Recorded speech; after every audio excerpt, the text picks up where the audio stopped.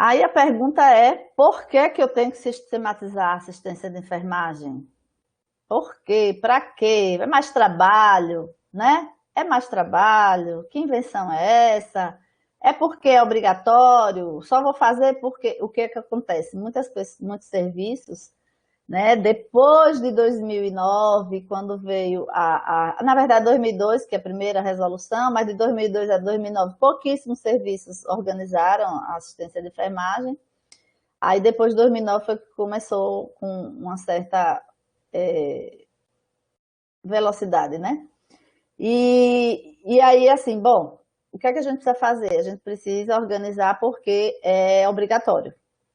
É resolução e é obrigatoriedade de sistematizar e por isso a gente vai fazer. Se tivermos esse entendimento de que só precisamos sistematizar porque legalmente é obrigatório, aí não dá certo. Não dá, não. Porque aí você faz só para constar, né? Não é porque o Corém vai vir aqui e eu preciso comprovar. E muitas vezes, eu acredito que hoje não mais, mas logo no iniciozinho, né, das fiscalizações, não estou falando do Corém aqui, eu digo do sistema como um todo, ainda o entendimento de que você vai no serviço e você vai investigar se lá existe um instrumento de coleta de dados. Tem? Tem. Olha, a assistência está sistematizada. Aí quando você vai avaliar, de fato, não existe, né? Por quê? Porque esse serviço não organizou, não sistematizou, se preocupou apenas em um único aspecto, um pedacinho dos diversos aspectos de sistematizar, né? E aí a gente vai chegar lá. Então, na verdade, gente, existem vários motivos. Eu listei aqui só poucos, né? Mas existem inúmeros. Para mim, o primeiro resposta de por que eu tenho que sistematizar a assistência é para a gente, de fato, focar a enfermagem, fundamentar na ciência, né? É esse diálogo que a gente precisa entender, assim, a cientificidade versus o empirismo. Eu vou continuar aplicando na minha prática de cuidado, utilizando do empirismo. Ah, é porque eu tenho muito tempo eu também tenho muito tempo, né? Tenho bastante tempo de formação. Mas o cuidado, ele não pode ser negligenciado, ele não pode ser pautado no empirismo. Eu preciso trabalhar com evidências científicas. Eu preciso fundamentar qual é a melhor prática. Existem os manuais de boas práticas. O que é isso, boas práticas? São práticas fundamentadas, comprovadas cientificamente, de que aquela é a melhor e não a outra. E em que situação? E em que contexto? E por que é que precisa estar mudando? Ah, mas eu fiz assim a vida toda. Sim, gente, mas agora está comprovando que não existe mais isso. Ah, mas nunca aconteceu nada? Nunca aconteceu porque você nunca investigou, tá? Então, que é extremamente importante dentro do contexto da organização de serviço, é você implantar indicadores, né, para poder avaliar se realmente essa prática que você faz é correta mesmo, quais são os índices de acertos, né, de erros, enfim. Então, está trabalhando com a cientificidade. E aí você chama quem para si? O processo, né? Também pela questão ética, eu vou falar de cada um desses aí. A visibilidade, a autonomia e a qualidade, né? Porque você está trabalhando realmente com... Quando você vai organizar, você precisa instituir indicadores de qualidade. Existem vários artigos, vários estudos que comprovam de que a assistência sistematizada, ela eleva a qualidade, tá? Já vários indicadores. Por quê? Porque você está trabalhando, gente, você está investigando, você está cuidando individualmente. E é uma coisa que também que eu acho que precisa ser chamada a atenção. Certa vez eu estava numa palestra e eu passei um papelzinho assim em branco, pedindo que cada um escrevesse qual era o conceito que tinha sobre processo. Olhe, mais de 80% dos papeizinhos, quando voltaram, e eu fiquei preocupada, falava sobre padronização dos cuidados. Falei, eita, é o contrário. O processo, ele não padroniza, ele individualiza. E por isso que é tão importante, tá? Eu não posso cuidar do indivíduo José e João porque tem a mesma patologia, porque estão na mesma enfermaria, porque é do mesmo médico, a conduta médica pode ser até a mesma, porque pode. Mas as necessidades e os cuidados que eles precisam dificilmente serão. Nós somos seres individuais, né? Então, eu me preocupei muito. Infelizmente, aí quando eu comecei a abrir os papeizinhos, eu abri lá mesmo, falei, nossa senhora, e agora? Só padronização, padronização. Não era nem o tema, mas eu acabei puxando para isso, para que ficasse claro ali para o público que aplicar processo não é padronizar, certo? Agora, na SAI, na organização, sim, né, vocês vão ver já já que a gente vai falar. Aí você institui protocolos, você institui porque você está organizando o serviço. Senão, vira bagunça, né? Não precisa não, Milena. Você faz assim, sua colega da noite faz de outro jeito, eu não gosto, vou fazer de outro jeito. Então, assim, isso não está certo, né? Então, são até diferenças. Na verdade, quem padroniza é a SAI, mas o processo ele individualiza, tá? Daí essa chamada que a gente faz para qualidade, para visibilidade, né? E autonomia profissional. E também uma resposta é a questão da legislação, porque desde o exercício profissional que já traz. Então, quando alguém perguntar por que eu tenho que sistematizar, observe que não é o exercício profissional, a legislação, ela é um dos motivos. Mas tem muito mais do que esses aqui, tá? Tem muito mais. Então, trazendo cada um desses para a gente discutir o porquê, daí, já na nossa lei, né, 7.498 de olhe quanto tempo, 86, e nós estamos em 2021, já dispõe sobre o exercício, que fala, no artigo 3º, a prescrição da assistência de enfermagem é parte integrante do programa de enfermagem.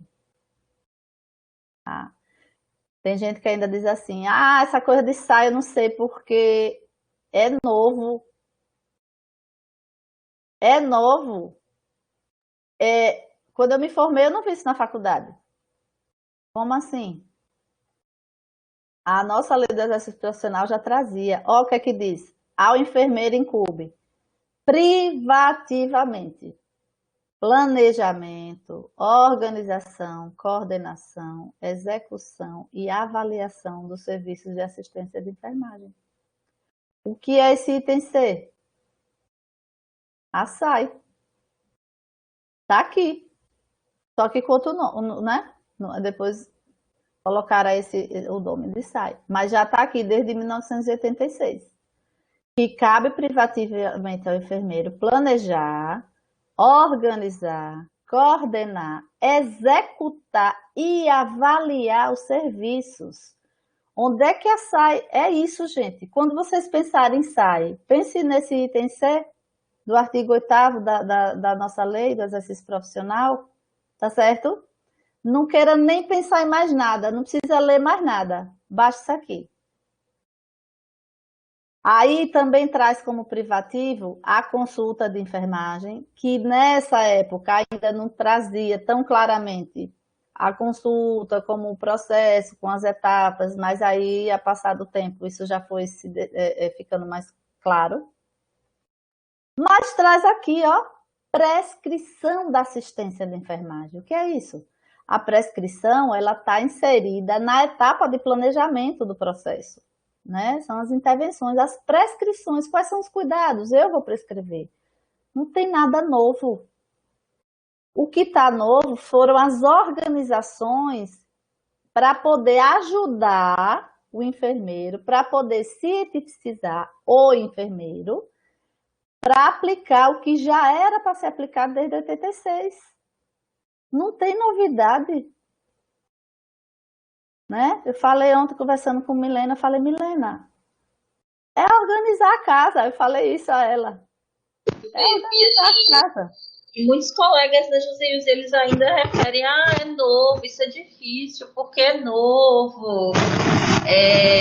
Gente, é o que se faz já, né, todos os dias, né, o processo, o enfermeiro, ainda que o enfermeiro não esteja documentando, ou então organizando, sistematizando, mas o enfermeiro faz, o enfermeiro está ali, avalia o paciente, dá assistência ao paciente, avalia a resposta do paciente, a terapêutica que foi adotada, muda a prescrição, muda a intervenção que se faz. Então, o enfermeiro, ele faz continuamente. E quanto à sistematização, essa, como a senhora falou no começo, isso está muito atrelada principalmente a função dos gestores, né, de organizar a casa para que os enfermeiros assistenciais, os técnicos, os auxiliares, óbvio que a participação de quem está na assistência, de quem está no serviço, é muito importante nesse processo de organização, porque traz muito da realidade do que de fato acontece na prática e dá para se construir protocolos, se padronizar de acordo com o que se executa. Então, é como o Joséilze ontem ela falou, Milena, é organizar a casa. E é muito importante, inclusive, eu sempre falo para os meus alunos, gente, vocês, aluno quando está na graduação, fica muito voltado a partir prática, né, a partir das disciplinas de clínica médica, clínica cirúrgica, e aí eu falo, gente, em algum momento vocês podem sim assumir um papel de gestor, e como gestor vocês vão ter que organizar o serviço de enfermagem, e organizar é você fazer a sistematização, como o Joséilze mostrou muito bem nesse item C. Esse item C realmente ele nos diz tudo o que é a sistematização, e aí a gente vê que desde 1986, né, a gente já tem essa denominação, trazendo na lei que organiza, que legisla sobre o nosso exercício profissional. Então, realmente não é novo, eu acho que a gente precisa realmente só olhar para a sistematização como algo factível, algo que a gente, aqui no nosso estado, a gente tem um Corém que dá esse apoio, principalmente para os responsáveis técnicos, né? A gente tem, periodicamente, eles fazem treinamento, capacitação sobre dimensionamento, sobre construção de protocolos, e eu acho que é importante essa parceria. E é isso, é organizar a casa, e acho que no momento que a gente está, né, Joséilze, eu acho que as casas precisaram ser reorganizadas, porque de repente surgiu um perfil de assistência diferente, um perfil de paciente diferente, com necessidades diferentes, com intervenções diferentes, né, porque a gente, vou dar o exemplo da posição prona, então, de repente a gente viu os profissionais, né, tendo que instituir a posição prona em um paciente cheio de dispositivos. Então, assim, as casas precisaram realmente ser reorganizadas, e aí um desafio, e que mais uma vez a gente deve estar parabenizando e valorizando a categoria da enfermagem, que em todos os âmbitos, seja no nível de gestão, no nível assistencial, tem um papel importantíssimo nesse processo. Você viu que isso foi possibilitado, né? Porque assim, chegou do nada e chega, vamos nos organizar, capacita, vamos organizar o protocolo, como é, como é que faz, os critérios de tudo, mudou. Então, teve que fazer uma organização, uma sistematização para assistência do paciente COVID, um tempo recorde, né? Exato. Mas isso a gente pode, claro que isso não estaria pronto mesmo que tivesse o serviço mais organizado do mundo, Com né? certeza. Mas realmente está sendo ainda, né, um grande desafio e a enfermagem está assim, nota 1000, né? Para poder dar conta de tantas demandas em tão pouco tempo e de forma tão diferenciada. Então, eu trouxe esse exemplo para a gente mostrar que a sistematização é possível e que ela acontece. Exatamente, exatamente. Então, vamos para frente. Ainda no aspecto de legislação, né, a gente dá um pulo, claro que existe, mas eu tenho uma aula que eu falo só de aspectos legais da SAIC, tem muita coisa, tá? Muita coisa escondidinha assim, sabe? Lá que aí você não tá com o nome SAI, mas você consegue entender que é. Mas a gente dá um pulo aqui para 2009, quando fala do processo, né? Que ele precisa ser baseado no suporte teórico, que vai orientar a coleta, os diagnósticos, o planejamento e aí a avaliação. Enfim, ele traz aí uma definição atualizada do processo, mas que está fundamentada naquela outra definição que eu passei para vocês, né? Mas que já consta aí nesse processo. Aí, Milena falou alguma coisa a respeito há pouco tempo sobre a responsabilidade, né, do enfermeiro e tal.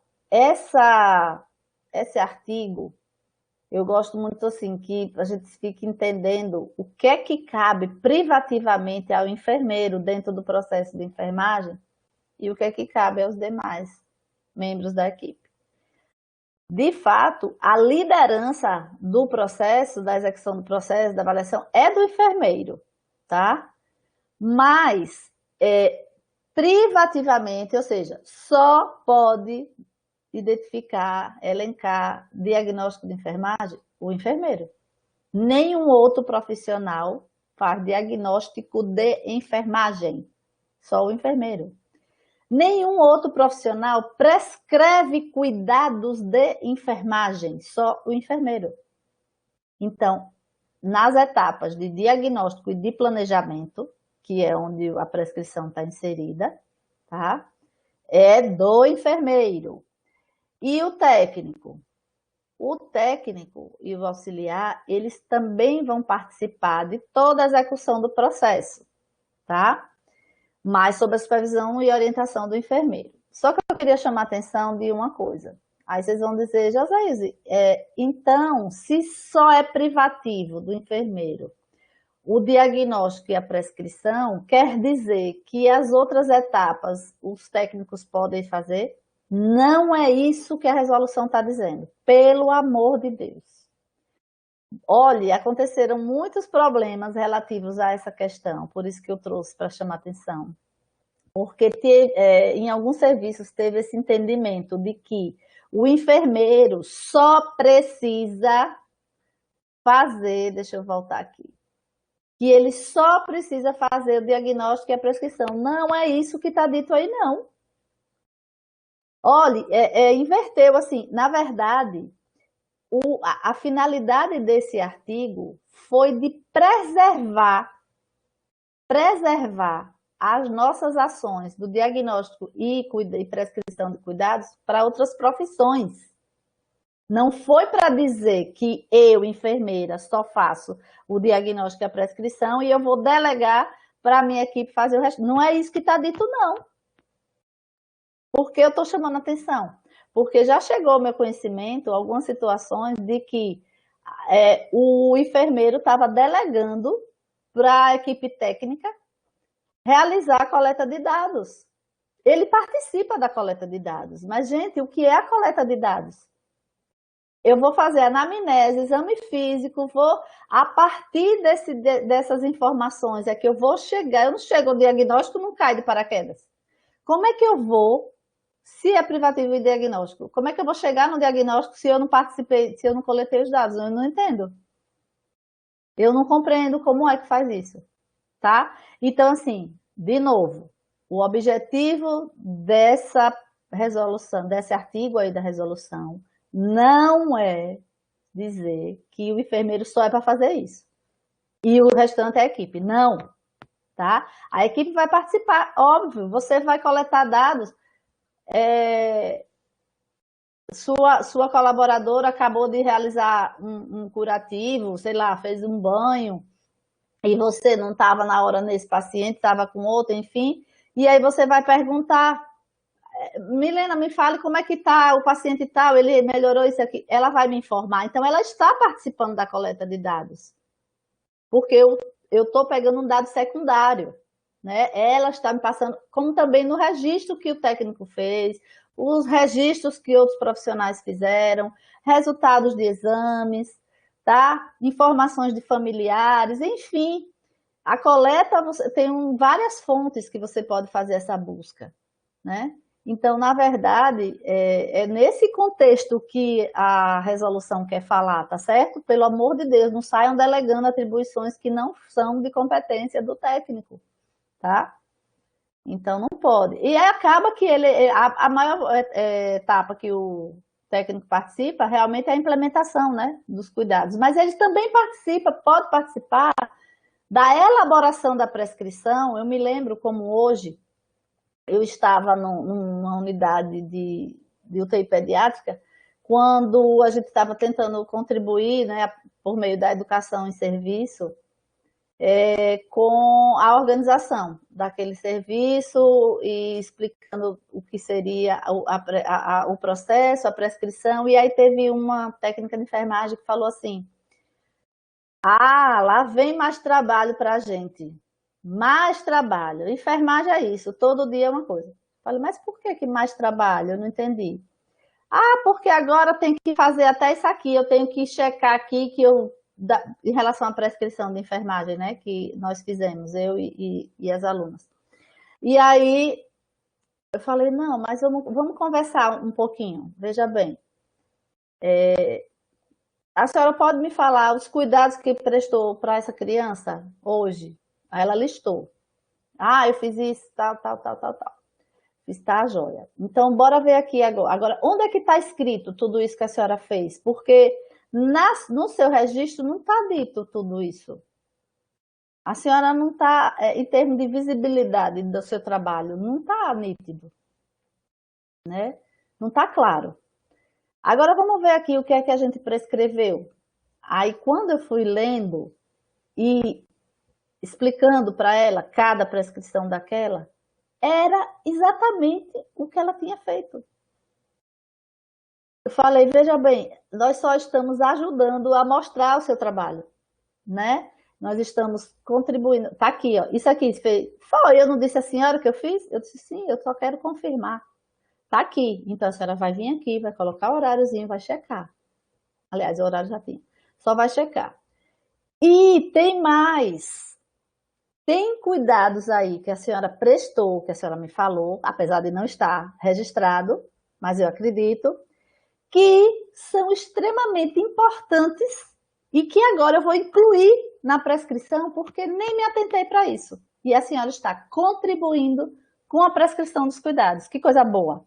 Então, ela, sabe aquela coisa assim? Entendi, enfermeira, agora, sabe? Isso faz parte da etapa de sensibilização, que a gente vai falar mais tarde, tá? Que é você mostrar exatamente, na prática, como é que isso vai acontecer. E não simplesmente você pegar mais um impresso, mais um, e colocar lá, olha, a partir de hoje, viu, Milena? Tá aqui, para vocês fazerem. E quem não fizer, você tá sabendo, né? Que é uma exigência do Corém, né? Você tá sabendo. Não é assim, tá?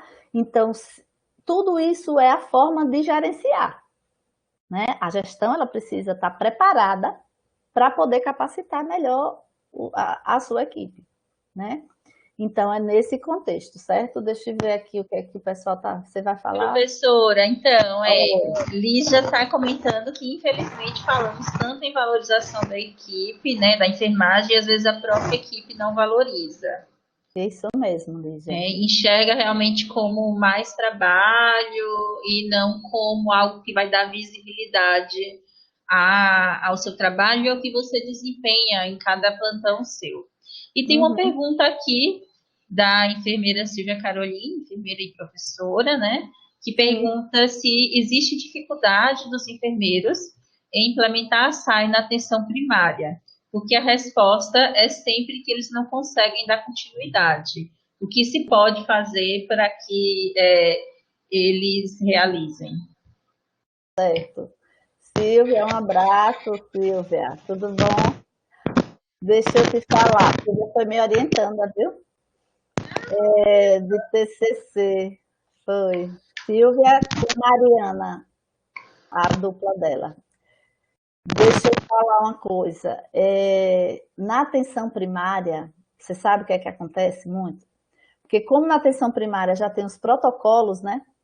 Do Ministério, os protocolos se confunde. Eu fiz algumas capacitações para atenção primária, não sei mais a data não, mas assim, que a resistência para eles entenderem que havia necessidade de sistematizar foi muito grande, mas muito grande, porque o tempo inteiro, assim, isso no primeiro dia, foram 6 encontros. Mas no primeiro, olha, eu saí de lá moída, cansada de tanto tentar. O dia inteiro, a tarde toda foi só para tentar mostrar o que é que precisava fazer. Mas não, José, a gente já tem. Nós já temos, você não entendeu, a atenção primária, ela se respalda nos protocolos do Ministério da Saúde. Falei, joia, eu concordo. Inclusive, os protocolos, todos os manuais, eles serão utilizados para a organização de serviços de enfermagem. Agora, me fala uma coisa, me mostre aí no protocolo que você trouxe, inclusive levou de saúde da criança, de não sei o quê. Me mostre aí onde está o processo de enfermagem. Você está entendendo?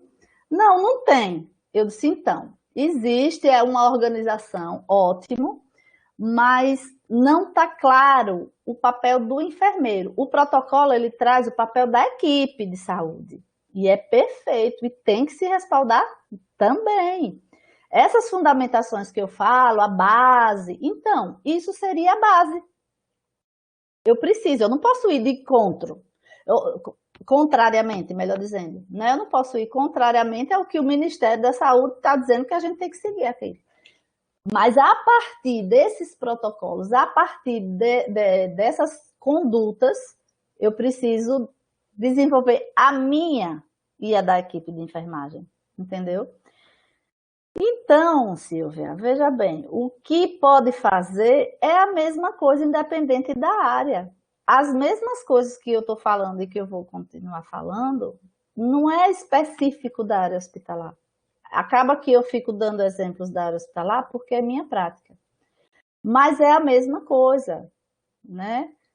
As condutas de organização são as mesmas. Agora, o que é que acontece? Isso, como tem que vir da gestão da atenção primária para depois passar para as unidades, de forma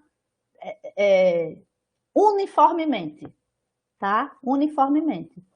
Porque diferente de uma atenção num hospital de urgência, que é diferente de um hospital especializado, que é diferente de um hospital privado e público, a atenção primária não. As unidades básicas, elas trabalham com os mesmos programas de saúde pública, não é isso? Ou eu estou errada? Claro que tem unidades que têm atividades específicas, é diferente. Mas, assim, de um modo geral, não é? Não é isso? Então, não é? Pelo que eu entendi, que eu aprendi muito, viu, nessa capacitação, eu aprendi mais do que o que eu ensinei. Porque o tempo todo, qual foi o meu papel? Eu estimulava eles a refletir e trazer de volta para poder a gente construir. Foi difícil. Olha, foram seis encontros dificílimos. Dificílimos, porque eu nunca trabalhei em atenção primária, né? Minha sorte é que eu tenho uma irmã que é enfermeira de atenção primária, antiga, Tânia. E aí eu passei uma tarde com ela conversando. Me fale do seu dia a dia, do seu processo de trabalho. Eu preciso entender esse processo de trabalho para poder conversar com as pessoas. Porque quando você não entende o processo de trabalho, e aí eu entendi um pouco e consegui. Hoje eu já tenho um entendimento bem melhor. Isso foi em 2015, em 14, eu acho, por aí. Então, é a mesma coisa. A resposta que eu lhe dou é essa, Silvia. Entendeu? Realmente as gestões, elas quando mudam, pensam, é muita questão política, né? Infelizmente. E a política ela tem que existir, óbvio, mas não no sentido de desconstruir o que foi construído, que é o que a gente percebe, né? A cada nova gestão é tipo assim, bom, o que é que eu vou assumir aqui o lugar de Milena? O que Milena fez, não quero nem saber. Pode deletar tudo aí. Eu vou construir a partir de agora. É novo. Por que novo? Se eu não vou, eu preciso primeiro conhecer o que foi que Milena fez na gestão dela. E não é desconstruir mais, né? É reconstruir. De repente já está tudo ok em relação a alguns aspectos. Agora vamos dar continuidade, mas infelizmente as questões, quando estão envolvidas com política, é mais no sentido de eu sou contra o que ela fez. Então vamos desmanchar tudo que ela fez e começar do zero. Então, se a gente começar a pensar nisso, que tem que estar sempre começando do zero, sinceramente, a gente não consegue evoluir, a gente tem o exercício profissional sendo regulamentado desde 1986, a gente tem a resolução A358 de 2009, nós estamos em 2021 e ainda se vive um processo de constrói, desconstrói, constrói, desconstrói. É como a senhora falou, então estou chegando agora no serviço. Eu preciso saber o que estava dando certo para dar continuidade e o que eu quero reconstruir, eu quero fazer diferente, eu vou reconstruir, né? Como a senhora falou, a política existe, ela precisa existir, a gente vive em uma democracia, né? E é a oportunidade de estar se renovando as pessoas que estão à frente e desempenhando papéis diferentes. Quando a senhora nos traz a questão, né, dos protocolos, que a atenção básica ela fica bastante fechada nos protocolos, e a gente sabe que precisa ser, até porque eles são pautados em evidências, eles são construídos com todo um teor científico, mas a gente tem que lembrar que o processo de enfermagem, ele vem para a gente individualizar. Então, eu também, professora, não tenho experiência em atenção primária, tá? Mas se eu tenho um caderno de atenção básica de hipertensão e de diabetes, o hipertenso e diabético que eu atendo na minha consulta de enfermagem, ele não é o mesmo. Isso. Cada paciente tem sua individualidade. Então, o processo, ele traz para a gente individualizar a assistência, óbvio que sendo baseada, né, sendo orientada por um protocolo do Ministério da Saúde. Claro. Então, eu acredito que deve ter sido realmente desafiador, né, essa capacitação com esse município em específico e trazer realmente, né, para o pessoal isso, que é individualizar a assistência. Tem um protocolo, isso também vem por meio hospitalar. Então, às vezes a gente tem protocolo de sepse. Então, a gente tem um protocolo de sepse. Mas, quando eu faço a coleta de dados, que é a primeira etapa do processo de enfermagem, eu identifico que o paciente tem X e X necessidades, que são necessidades, né, diferentes, não necessariamente foi um. Se eu tenho 2 pacientes que têm protocolo de sepse, não necessariamente os 2 vão ter respostas e vão apresentar os mesmos sinais, então eu preciso individualizar essa assistência. É realmente desafiador trazer essa concepção, né, para o pessoal, mas eu acredito que isso é sim muito possível, e as discussões que permeiam a SAI e que permeiam o processo de enfermagem, acho que elas têm sido cada vez mais ricas e cada vez mais esclarecedoras. Isso. Pois bem, vamos continuar.